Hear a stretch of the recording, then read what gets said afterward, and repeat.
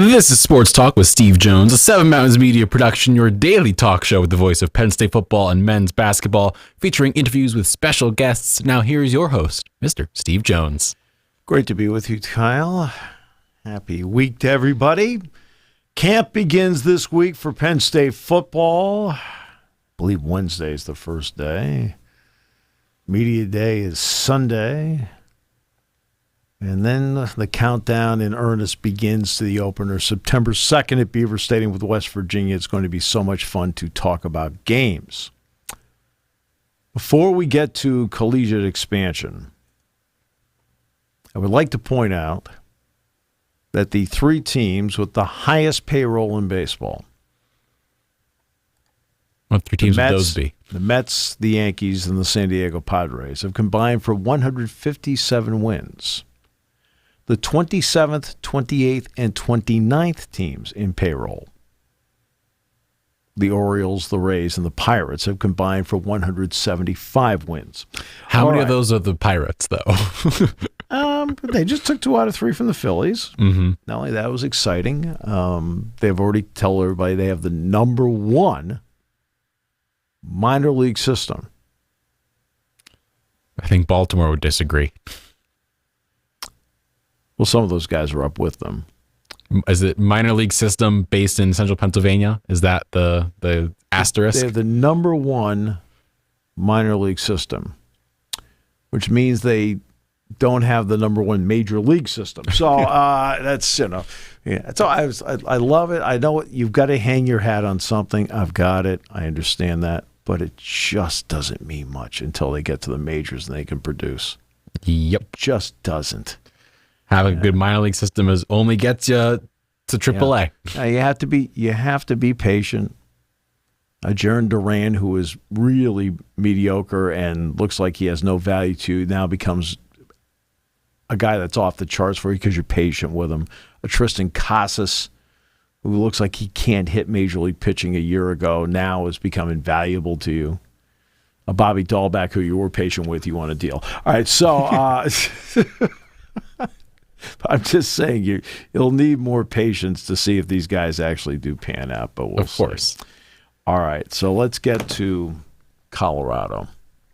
What a fun start. All right, Colorado, the bottom line is I think they probably did an internal assessment of where everything is right now and asked themselves, can we get $31.7 million a year from the Pac-12? It's taking so long, and there appears to be mixed interest in the Pac-12 deal, that I think they probably looked around and said, look, I think this is the best we can do. So they did it. They went to the Big 12. There's a deal in place. They're guaranteed to get the 31.7.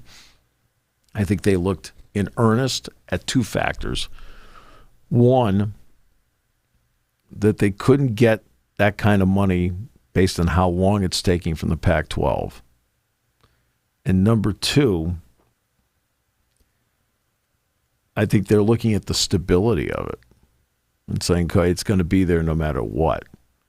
And I think in the end, that's the direction they decided to go. Remember, each of the Pac-12 schools has to pay back money to Comcast because Comcast overpaid. Overpaid by a lot. And the commissioner of the conference at the time, Larry Scott, like, whoops, sorry, and then didn't tell anybody. And that's a problem. And now George Kliavkoff's taking too long to get a deal done, way too long. So I think those 2 factors they looked at and said, you know what, we can't get more money from the Pac-12. You just have to get a sense in the people you talk to. They can't get to that number. Also, at the same time, where do you stand on linear versus streaming?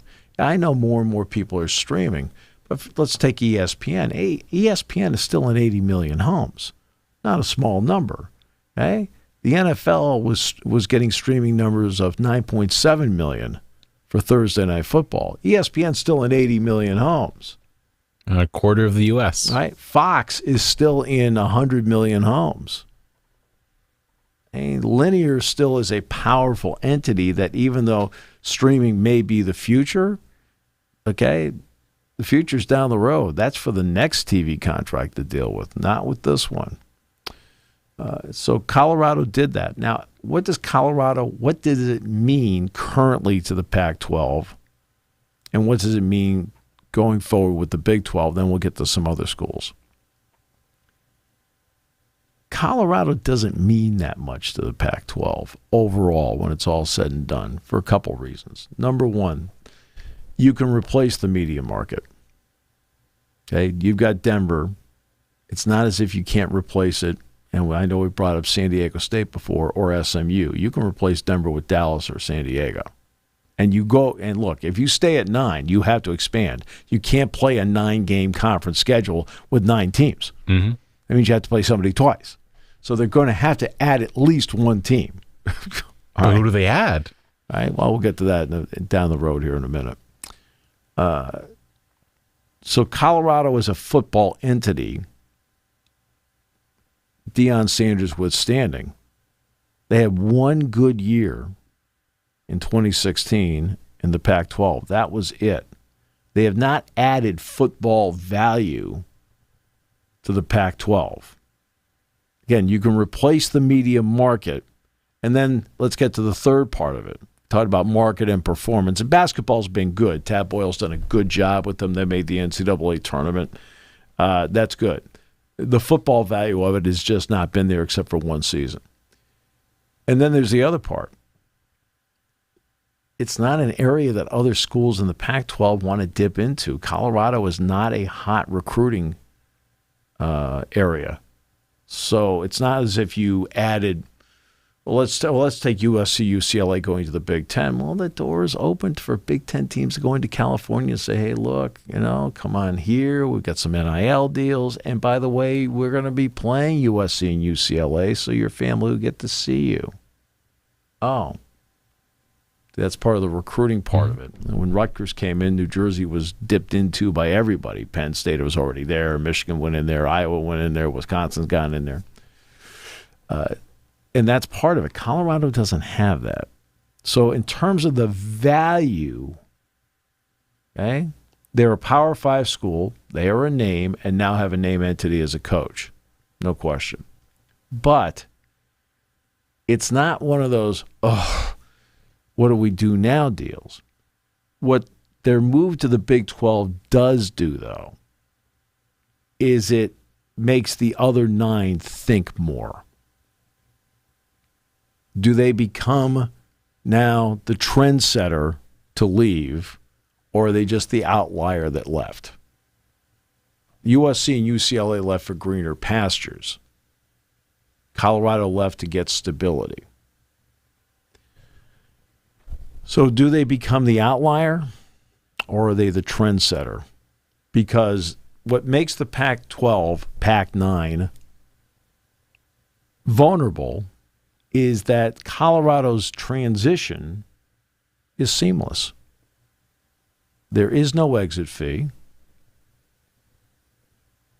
There is no problem with the grant of rights. There's no need to go to court. There's no need for legal action because the contract naturally runs out August 1st, a year from tomorrow, and they can move. Just like USC and UCLA, 1 year from tomorrow will be their final day in the Pac-12. Okay? 1 year from Wednesday, they will be officially members of the Big Ten without paying an exit fee or having to deal with the grant of rights and no court action. That's what makes it so seamless. That's why this game of chicken that George Kliavkoff has now played for a year, trying to get the biggest deal that he can, has now had ramifications to it. He spent too much time last fall begging the California Board of Regents to keep UCLA. They're gone, George. They're done. Can't keep USC. They're a private school. They can do whatever they want. But they spent 3 months of this, and I think hinged their TV negotiations on we can keep UCLA. And the entire time on this show, I kept saying, you are not keeping UCLA. All you're doing is drag. And they dragged it out to December 17th. And guess what they allowed UCLA to do? Leave. Yeah, bye-bye. See it. Have a good one. Right? Hey, all you got to do is look over and go, we're $104 million in debt as an athletic department.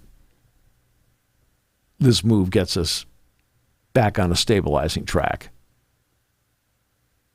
It's bad for the student athletes. Excuse me, we're not dropping sports here. Right? What's bad for the student athletes is we drop 7 sports and everybody's out of scholarships. We could do that, or we could go to the Big Ten. Right? Everything. It's bad for student. Here in the back, what if the student athlete doesn't have a scholarship anymore because their sport doesn't exist? Sorry. But he wasted 3 months on that. Next is Arizona. They're the next most vulnerable in this scenario. Why? Their president, who has been interviewed many times, is taking the tact of, I want to see the TV deal first, then we'll make some decisions. If it is not to the standard they want, same story. Yeah. Their grant of rights runs out August 1st. They can seamlessly go anywhere they want, including the Big 12. The Big 12, they would fit the profile of the Big 12 because they have openly said they not only want to get into time zones, but they've openly said they also want people that bring basketball value as well. What does Arizona bring? A lot of basketball value. A lot of basketball. A lot of Richard Jefferson basketball. Yes, a lot of basketball value. So that's why they're the next most vulnerable one. That's what everybody talks about. They talk about Oregon and Washington and so forth. Arizona is the one people have been looking at, saying, okay, what are they going to do, especially in the realm of the Big 12? Because, look, the Big 12 is an interesting conference. No offense. They have a lot of schools there that are named schools, but not what you call a lot of, like, in terms of the business side of it. So it's on pure business. There's not a lot of business value there. They have a lot of names, but no business value. Brand value. Iowa State. Kansas in basketball, Yeah. yes, but we're talking football here. Football's the money maker. Football's driving this, okay? Basketball is a secondary money driver, but there's no question the primary money driver in all this is football. Kansas State. Oregon's Oklahoma State, Texas Tech, Houston, UCF, Cincinnati, BYU, Colorado, Baylor. What do you have here? A bunch of bleh. In other words, which Big 12 school, if there was a wide open market, which Big 12 school would the Big 10 go after? How about none of them? Which Big 12 school would the SEC covet to get? None of them. They already have Texas and Oklahoma. Because in sports, it's part market, but an even larger part to me now brand. Does your brand resonate in 50 states and not just the market that you're in? You can now claim the market in TV negotiations, but at the same time, it's about brands. Penn State's brand is a 50-state brand. Ohio State's 50 states. Michigan's 50 states. USC is 50 states. Why do you think the New York Knicks, when they're terrible, still get ratings? And Brand. It's not just because they're dominating New York City. No, it's a brand. The Lakers, okay? Brand. Celtics, brand. You know, there's certain brands that resonate more than others. Timberwolves, no. Don't hate on Rudy Gobert. I've been to a Timberwolves game, actually at the Target Center. Discussion for another day. No, I left in the fourth quarter. I walked back to the hotel. Dick and I walked back to the hotel. I said, yeah, we're done. We saw Detroit play Minnesota. We're done. Detroit, Minnesota was your first mistake. Yeah. No, it was just the only ship in town at the time. So Arizona says they want to wait to see what they present. They have to present something, and it's got to be before the season begins. It has to be. Okay? Now it's crunch time. In fact, I think they need to present something in 2 weeks. You just can't sit there and drag it like up to the last minute. Like, what? No. because I know they're all set for this season. They're all set. They do have value in that the 10:30 time slot is valuable to the networks, even though the schools hate it. Schools hate it. But the 10:30 time slot does have value. And the linear part versus streaming, this is what makes them nervous. Yes, streaming is the future. We know that. But you have to implement it slowly because it's not the present. Okay? And that's why when you look, the NFL did the right thing. Let's take Thursday Night Football. Let's put it on streaming. Numbers were below what they thought they would be, but still good. 9.7 million. They thought they could get 12. Right? So it just tells you that with the most powerful brand in sports in the United States, they still didn't achieve the number they thought they would, but they still had a good number. That tells you that streaming is the future, not the present. All right. But that's what makes coaches nervous. If I have more streaming than I do linear, how can I recruit? How do I make that work? For college football,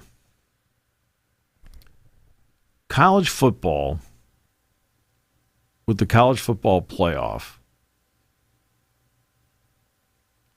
has not had a school west of Norman, Oklahoma since 2016 in the playoff. Washington being the last one, and I thought Penn State should have been in instead of Washington that year. They were the better team. Different story, different day, just an opinion. But that's the last time. That's 7 years ago.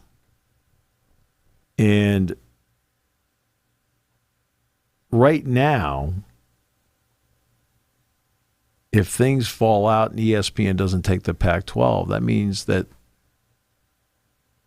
for ESPN, the furthest west they will have a school that they broadcast for will be Provo, Utah, BYU, and then Colorado. Nothing in between. Now, Fox has the Mountain West, all right, as does CBS Sportsnet. They have the Mountain West. ESPN does not. So they would have essentially two schools west of Texas, Colorado, BYU. I don't think there's anybody else they have out there. Right? That's it. If they don't reach a deal with the Pac-12. One thing that college football does not want to be is they do not want to be NASCAR. NASCAR is perceived, as much as people love it here, and they had a record crowd at Pocono, by the way, but it still is perceived as a southeastern sport. Yes, they have a race in California. Yes, they have a race at Pocono, but they've gone from 2 races down to 1 at Pocono. Yes, they race in New Hampshire, but they're still perceived as being a southeastern sport. College football is a national sport. And the 14 playoff has kept you from feeling like it's a national sport. Because it ended up just being an SEC sport. SEC sport, but the Big Ten's been represented almost every year in it. I mean, between Ohio State, Michigan State. It's an SEC right. Plus a Big Ten school. Right.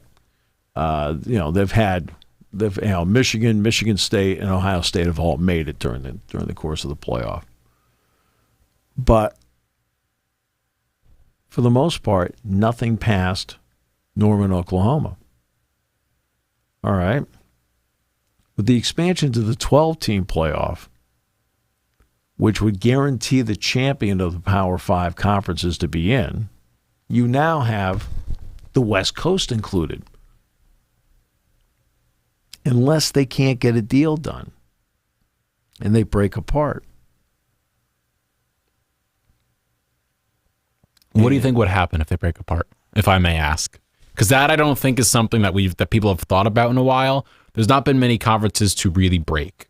Well, the Big East. 1969, Texas played Arkansas. And this is be a game that riles up Penn State fans, but we'll talk about it. President Nixon flies down to Fayetteville, and it's part of the Southern strategy politically. It has nothing to do with sports. And the president actually sits in the stands with the fans. Okay, that would never happen today. Oh, no. Would not fly. No, but it just would never happen today with security and so forth. And when it's over, Texas wins the game 15-14, comes from behind to do it. And the president gives them the national championship plaque, trophy, whatever it happened to be in the locker room.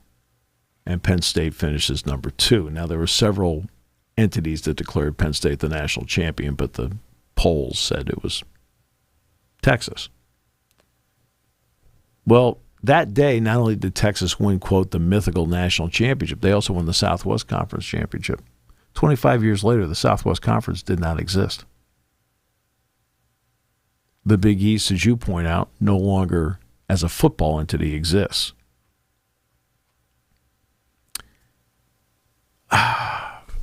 It's hard to me to think of college sports without a PAC 8, 10, 12, 14, Big 10, whatever. Big 12. Yeah. Right.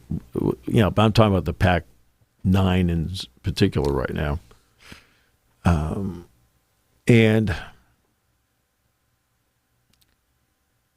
right now it's a dog-eat-dog world. And right now George Kliavkoff feels like he's wearing milk-bone underwear. Okay. And you would think they would be in a somewhat strong spot because where's Fox located? Beverly Hills. A lot of media entities that are located on the West Coast. You got Silicon Valley in the West Coast. It's not making a dent at all. It is.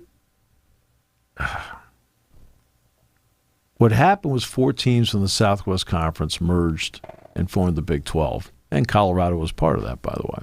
Colorado was part of the Big 6 back in 1947. Big 6, the Big 8, the Big 12. Colorado was part of all of it until 2010. So what happens with it? Here's the issue with the SEC and the Big 10.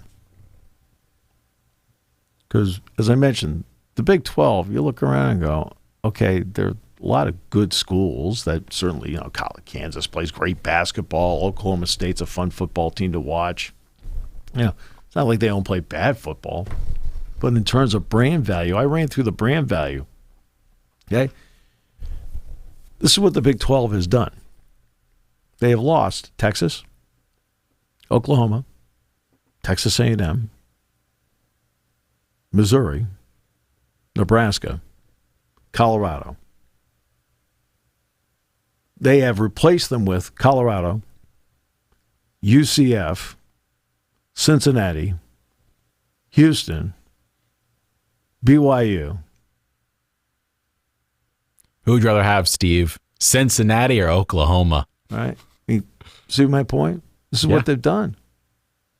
They have lost all these schools and replaced them with, they've lost heavy-hitting schools. They lost Texas A&M and Missouri to the SEC. Right? They lost Texas and Oklahoma to the SEC. They lost Nebraska to the Big 10. But this is what they replaced them with. I mean, that's the kind of logic. You have to use the common sense logic to take you through what's going on here. They lost some of the biggest brands in college sports and replaced them with third-tier brands. Oh, UCF's been good. Oh, yeah, everybody's clamoring. Let's all go to the ballpark and watch them play today. Really? No. I mean, this is what they're doing. Okay? This is what they're doing in their big expansion. Now, do you get UConn to come in? That way West Virginia has a partner? Yeah, because UConn's a great football school. Well, they got to a bowl game last year. Jim Moore did do a good job, to his credit. But UConn has an issue. They have already paid the American Conference an exit fee. I think it was like $17 or $18 million. They may be paying that off over time. If they leave the Big East Basketball Conference, they'll have to pay another exit fee. You can't just keep paying exit fees. So it's going to have to be worth it to them to do it. It's going to have to be worth it to the Big 12, to get themselves into New England. Do you take Gonzaga? Now, Gonzaga has not had football since 1973 or something like that, 72, 73. But, of course, as a basketball entity, they are a television draw. They draw their average television numbers higher than any Pac-12 team. Their TV numbers bigger. I've seen the numbers, like impressive. Give them a lot of credit. People know who they are. They've done a great job with their brand. They would enhance an already really good basketball conference. And look, they are really, the Big 12 is a really good basketball conference. Let's not get around that. So now what do they do? Do you now go after Oregon, Washington, which would enhance your brand value, no question. It would enhance the Big 12's brand value. All right? So would Arizona and Arizona State. Now what happens to Washington State, Oregon State, Stanford, Cal? Do they join the Mountain West? Who knows? All right. Now let's get to the Big Ten and the SEC. I realize in this push, you got to get more teams. You have to get more teams? To do what? To do what? You have to sit down in the room and say, okay, who enhances the 16 I have in this room? That's one. Two, which one brings $75 million in value per year that the TV networks will now give us to at least balance the books and not take away money from other people? Some people will say, well, no, you go out and get a streaming package and bring them in for $40 million apiece. Like, really? That's what you want to do? Right? The TV networks, Kyle, are tapped out. They're tapped out. Hey, they are not sitting there saying, bring in Oregon and Washington, we'll give you $150 million more a year. They're not going to do that. They're not going to do it. Because they're tapped out. They are paying a 10-year deal, all of them, to the NFL. And you must have the NFL. You don't have the NFL, you're losing. You have a big problem. It would be like being in Great Britain and not having the Premier League. Two, the Major League Baseball deal is now set for years. So Turner's paid its money there. Fox has paid its money there. ESPN reduced the number, and Major League Baseball made up for it by bringing Apple in. That's how they made up for it. That's why Friday nights on Apple, that was the exact number needed to make up for ESPN's reduction. So ESPN reduced it.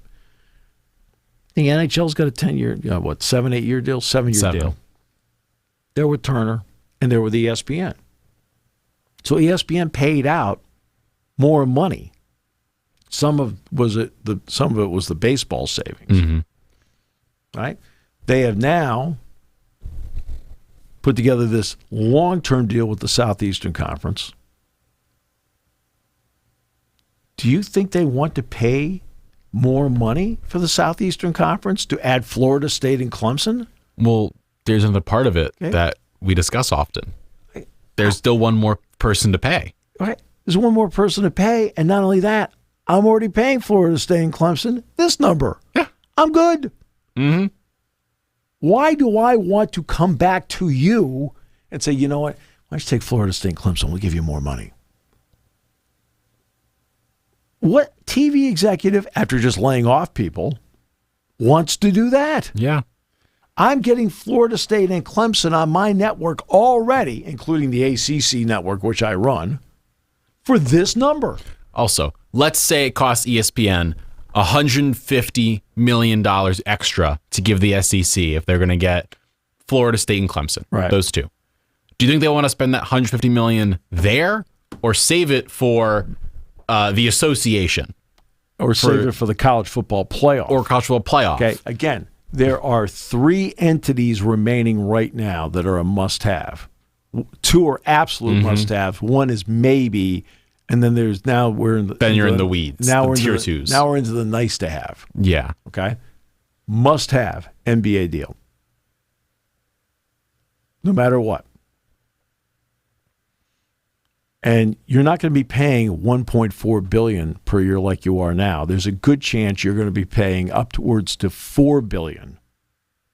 You're doubling that. Whatever you're paying right now, it's over double. Well, you may have to go to $4 billion from 1.4 to 4. That's almost triple. It's 2.5 to 3.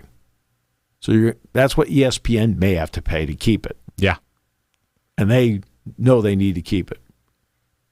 Expanded college football playoff. The contract runs out in a couple of years. They'll go 12 teams for 2 years, and the final 2 years of it, they'll have exclusivity to it. But then it's going to be rebid. And that's going to be big. Your ESPN, you absolutely need to keep that. Okay? And then the other one is Notre Dame. Mm-hmm. What do you do with them? That's the sort of that middling, not tier 1. They're tier 1.5. They're kind of. And it's also a one-off. Yeah. Okay. But they're saving money right now. Right. For those 2 big ones. ESPN wants Florida State and Clemson to go to the SEC. Really? Right?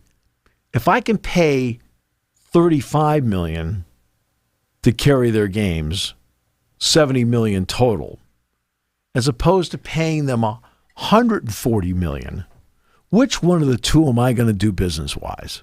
Oh, I want to pay them more money, Steve, because that's a smart thing to do. Right, exactly.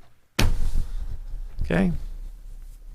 You're the Big Ten. You have 7 years worth of TV deals, right, with 16 schools.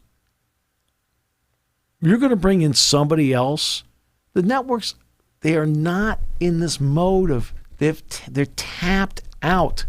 Okay, now Fox says they are not going to bid for the NBA.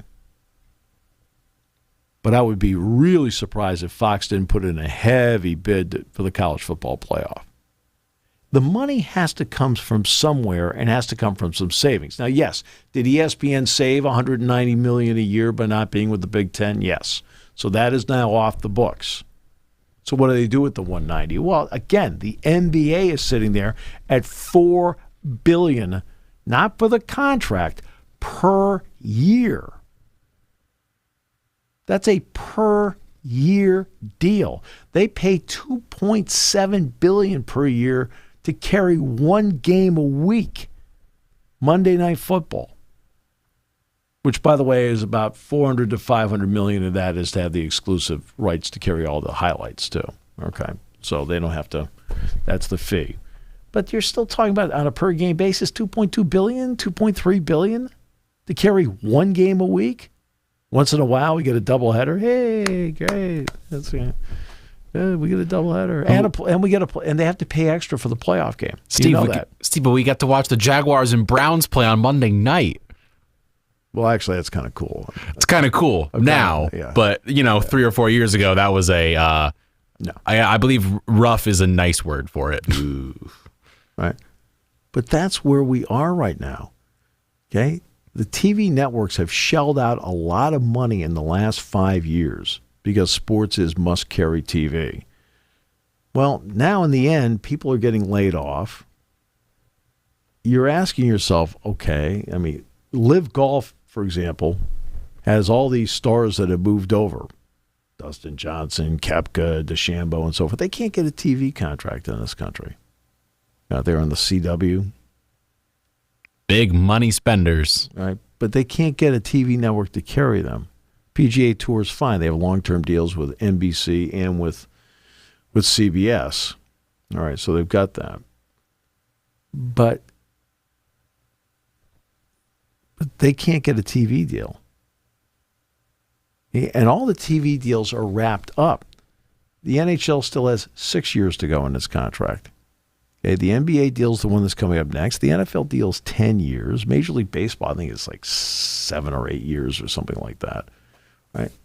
Okay, we know the Big Ten deal's 7. The SEC deal goes longer.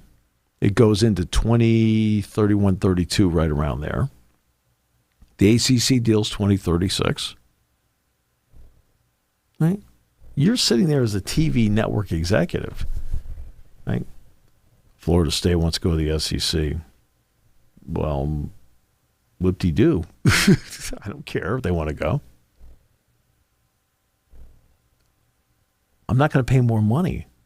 I already have a deal set. And there's language in that contract about adding schools. In the Big Ten, Notre Dame can be added. They would get the same rate because the TV network values it. Right? But you're sitting there as a TV network executive. You're not going to sit there and go, "Hey, that's great. Instead of paying $35 million for Florida State, we get to pay $70." Right? And everybody in the room looks at you like, "Are you nuts?" We need every dime we can get for the NBA and the college football playoff contracts coming up. They need every dime they can get. And you just laid off tons of high-profile people. People like Mike Soltis behind the scenes was there for 43 years. Gone. Okay. Talented guy like Bomani Jones. They were just talking about him last week. Bomani Jones, great talent. Right? One of the smartest minds there is. Okay. Not going to have his contract renewed. That's the kind of financial state they're in right now. Oh, yeah, they pay a lot of money for Pat McAfee. They pay a lot of money to Joe Buck, Troy Aikman. Stephen A. Like, there's a handful of guys that are there that make that money, but Aikman and Buck stabilized Monday Night Football. It gave, with all due respect, to a lot of very talented people that have done that job. They gave it that old-fashioned word gravitas. Kind of felt like on Monday night you're watching a big game. Last couple of years, you kind of felt like it was a throw-in game. With good people doing it, but not to that level. I mean, let's face it, there's levels of it. So that's the quandary that people are faced with right now, is that a lot of people want to put out what rumors happen to be. And I'm not going to sit here and pretend I know if their rumors are true or not, but you don't make decisions based on panic. I sit down and I look at my room. Okay, so you're Tony Petiti. I look at my room and I've got Penn State. I look to my right, I see Michigan. I look to my left, I see Ohio State. I look to my right, I see USC. Then I see UCLA. I see Wisconsin. I see Iowa. I see Michigan State. I see Nebraska. Feeling pretty good about where I am. Those are my brands. Illinois, right? Indiana basketball, right? Then I look at my footprint. What's in my footprint? New York, Philadelphia, Baltimore, Washington, Pittsburgh, Cleveland, Columbus, Cincinnati. I've got Indianapolis. I have Chicago. I have Minneapolis. I have Madison, Milwaukee. I have Lincoln. I have Des Moines. I have Los Angeles. a lot of good cities. I mean, I have four of the top 5 media markets in the country in my footprint. Detroit. I didn't mention Detroit. Right? But I have 4 of the top 5 media markets in the country. New York, Los Angeles, Chicago, and Philadelphia in my footprint. So I go brands first, and then this.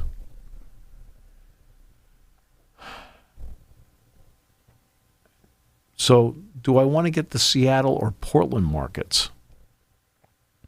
Perhaps. Now, Florida obviously is a market, but like Florida is an interesting market because it's weird. It's like, it's a great place for sports. They've got a lot of transplanted fans there, but it doesn't 5,000 things to do. And there's in South Carolina, I don't need the South Carolina market. It doesn't translate as well to TV ratings that the other markets do. Right. So right, sure. But that's like, where it is right now. You all right? I mean, and that's why. And then there's the organizational part. And I keep coming back to this. Because of the existing TV deals, you're not integrating USC and UCLA now. You're going to let them naturally run out. That way there's no grant of rights issue, there's no court action, and there's no exit fee. So it's seamless for everybody, just like for Colorado to the Big 12, seamless. Texas and Oklahoma. Texas has a ton of money. Okay? Not a little bit. They get a ton. And they don't have as many sports as most people. I think they've got 17, 18 sports, something like that. Right?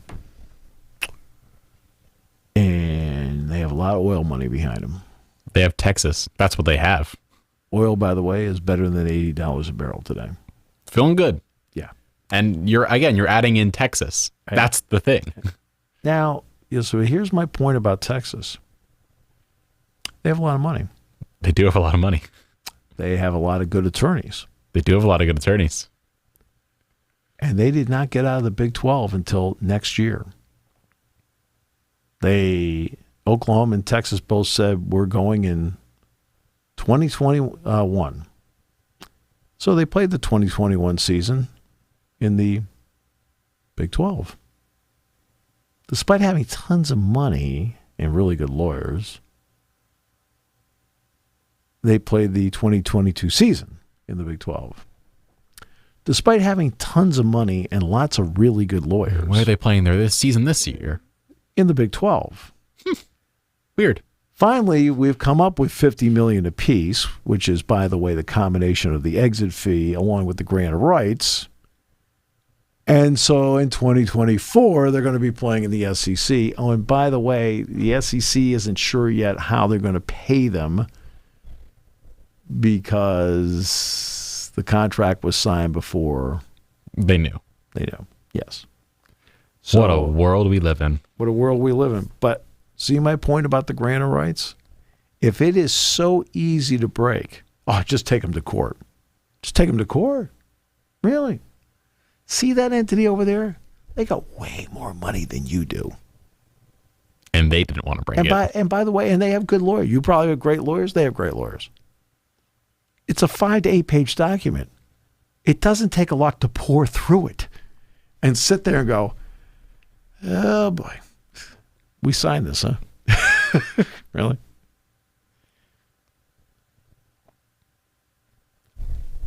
That's not a forged signature, right? That's how difficult it is to break. If Texas didn't break it and then paid out $50 million to get out of the last year of it, what does that tell you about the degree of difficulty to get out? Let's leave Oklahoma out of this for the moment. It's near impossible. Right? It must be extremely difficult to do. It has to be extremely difficult to do. Now, do I understand the consternation of the Florida Athletic Department the Florida State Athletic Department about seeing, and again, the Big Ten TV deals are backloaded, just so everybody knows. They're going to ease into it and then it's backloaded. Okay, but we'll take it on average for the moment. So let's say 75 to 80 million on average, whatever it may be. Okay. And you're sitting over there and you're the ACC and you're about 35. That means you're 40 million behind, and in 10 years you're going to be 400 million behind in terms of your resources and things like that you can do. And there aren't a lot of avenues to go to make up for it. Now, everybody will get more money out of the college football playoff TV deal coming up. Everybody will get more. But you're still going to be 40 million behind per year because the schools in the Big Ten and the SEC are going to get more money too. All right? But again, what's your brand value? You have to have the ability to bring the higher the conference, Big Ten, SEC, the more the more you're going to have an ability to meet a gigantic number. It's not just getting a gigantic number. You have to have the ability to earn the gigantic number by bringing value to the table that TV networks want. For Colorado, they brought value to the Big 12 because at 31.7, which is about what they're going to get per year, okay, right? But could they go to the Big 10 and bring $75 million of value? No. You have to have the ability to bring the number to the table that then balances the sheet for everybody. When Penn State went in, albeit to the Big Ten's credit, it was messy, and Jim will be the first to tell you. And I've had Jim on the show. Jim was very honest about it. We had a very frank half hour. And when I mean frank half hour, I asked frank questions. He gave frank answers. It was not like, back and forth. Because I've known Jim for a long time. So it's not like, okay. And I have a tremendous amount of respect for Jim Delaney. I do. But when Penn State came in, everybody got more money. When Nebraska came in, it allowed the Big Ten to get the championship game. Just by having 12, everybody got more money. Rutgers and Maryland, we can debate whatever coming in, but they did create the footprint of New Jersey down into Maryland and 16 million homes, which means higher fees for the Big Ten network. Thus, they brought in more money. And then when USC and UCLA were included in the TV contract, everybody in the Big Ten got more money. That's how expansion works. With these schools that we're talking about here, except for Notre Dame, which is the only big chip left in the game, nobody else brings 75 to 80 million of value per year that a TV entity is going to say, hey, that's great. We'll give you the money for it. It's worth it. They're not going to do that. What do they want to do that for? Okay, they are not the First National Bank of Fox.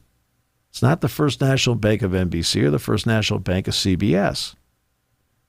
Right? They're not going to sit there and say, hey, you've already negotiated a deal. In your CBS Sports, you are paying for the NFL. You are paying for the Big Ten. Right? You're paying for the Masters. You're paying for the PGA Tour. You're paying for the NCAA basketball tournament, which you had to combine with Turner to get the rights. Right? You're paying for all that. You're NBC Sports. You're paying for the Olympics. You're paying for the Big Ten. You're paying for Sunday Night Football. Right? You're paying for Wimbledon. You're paying the USGA and the RNA to carry the U.S. Open and to carry the British Open. I think there's probably some, you're paying the Indy Racing League, to carry the Indianapolis 500. Okay. We've already gone through the long list of things ESPN's paying. Fox, Fox is paying for the Big Ten. They're paying for the NFL. They're paying for Major League Baseball, right? And the World Cup, men's and women's. Not a small contract. Right? And these are all things you're paying for already. Well, you already negotiated these contracts. You're looking around saying, what, you want more money? What are you talking about? I'm going to give you more money. I already have a deal with you. And the NFL does not go back and say, hey, by the way, we want more money. Yeah, the networks look at me and go, hey, I already gave, okay, we have a deal.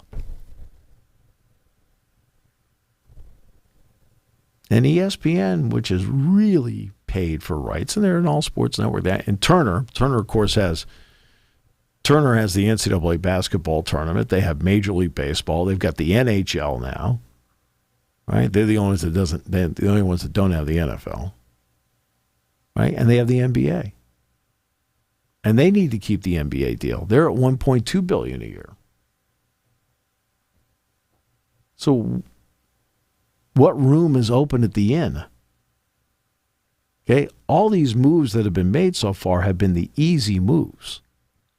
And they're all been the easy move. For Texas, for USC and UCLA, seismic move, but it's a move each one had to make, right? And again, it's an easy move because no lawyers are involved. No grantor rights are being violated. It's seamless. Colorado, easy move. When I mean easy move, I'm talking about the financial part of it. The financial legal issues of it. Right. No need to go to court in the grant of rights. No exit fee. You can do it. So the three that have left have all had the easier routes and don't have to go to court. Okay? The Clemsons and the Florida States of the world, you have to go to court. You have to pay legal fees. You're going to pay an exit fee. You're going to have to pay on the grant of rights, and it's going to be through the nose. And it's going to be 9 figures. And no one wants to do that because you know what that means? They lose money. It's tied up. It's going to be tied up for a long period of time on a contract you signed. Okay, they did not release the university presidents and the athletic directors one by one until they got the deal. They all agreed to it because, in part, they wanted the ACC network. Okay, all right. Now, Texas and Oklahoma, look, they've been waiting. They finally said, okay, enough of a wait. They paid the money to get out. And again, because they negotiated, exit fee, whole thing, that's where the lawyers came in. They had to negotiate all the fees and so forth, and they did. But they didn't need to go to court over it. They were also at least nearing the finish line of their deals. Okay? So the 9 Pac-12 schools, which are the most vulnerable in all this, because they're the ones that have the seamless, less bloody routes to do this financially. Right? ACC, you've got a problem. You have to go to court. It'll be messy and it'll be expensive. Oh, and by the way, you have to pay your attorneys too. And you're telling me that makes sense? And then you're going to look at and again, I go back to the TV networks. They're looking at you saying, I already have a deal for what we have. I'm not giving you more money. And if you're the existing schools, I don't want to vote you in because guess what? The possibility is I'm going to get less money. I'm already budgeting down the road. Yeah. And also coming into play is eventually how do you end up in all this in 5 years about where the players are financially on the quarter field for you? Right? Do you now have to work something out where, as we notice in Major League Baseball, we see it in the NHL, we see it in the NBA, where now, well, we wear a little advertiser patch. The NBA's on the chest. Major League Baseball has it on the sleeve. Now, it's not noticeable unless you see it on TV. It would not be noticeable to fans. But it is. But do you do that now because you need the additional revenue because you need to then take care of financially the student athletes paying for you, especially after the Alston ruling? Yeah. They're going to get to a point where they have to be similar to what soccer is, where, I mean, you look at a soccer jersey, it's take the Arsenal kits that I have hundreds of. You've got across the chest, Fly Emirates, right there, right in the middle. Yep. On one sleeve, it's Visit Rwanda. The other, it's like Next Gen Tires or something else. Mm-hmm. And there's something on the back of the neck. There's 4 locations where you're paying for each thing. And then all of a sudden, also along the side of the pitch, advertisements everywhere. You see it all across the board. Right. And they're going to have to. Here, like most colleges, there's ribbon boards and things like that, and maybe some signage around the scoreboard. But what better prime location to make some money than across a player's chest, on his sleeves? Well, everything is the things that everyone's going to buy. In American sports, except for NASCAR, it's been subtle. The patch on that says Rakuten for the Warriors, it's subtle. It's on the front. Yeah. It's not You don't sit there. Yeah. On the jersey, you see whatever the logo of the night happens to be because they change up jerseys so often. But the base logo of the circle, the Golden Gate Bridge, right? And that's exponentially more dominant. You just they have a patch too, gee. And it isn't until they shoot a free throw you really see what the patch says. Yeah. Major League Baseball, it isn't until the guy's at the plate you can see it on the sleeve. The NHL has it subtly someplace else as well. So in the American sports world, except for NASCAR and IndyCar racing. And the MLS. That's it. A little bit in golf, but their logos are pretty subtle. Yeah. You know, it's always on the hat. I always like that Indy. Hey, the guy wins the Indianapolis 500. He wears 12 hats afterward as they're giving him the milk. Okay, here we go. All right. But for the most part, for pro sports teams, it's been a patch and it's been subtle. Right. And I wonder if that's the route that college sports may have to go. Maybe that's what you do. Maybe you say, let's rip that Band-Aid off and put 5 Band-Aids on our jerseys. One. Let's start with one. Start with one. And I'll never forget when Penn State got its jerseys and Nike, of course, which provided the jerseys and money to go with it. That swoosh. What's that swoosh doing? Hey, everybody, just, okay, it's 2023. You can calm down. You can calm down now. It's all good. I remember when they brought those uniforms in. That's galling. Like, okay. Would you like to donate more money to pay for the uniforms? And the shoes? No? Nope. Okay. Sorry. We're good. Right. Okay. We'll make it work.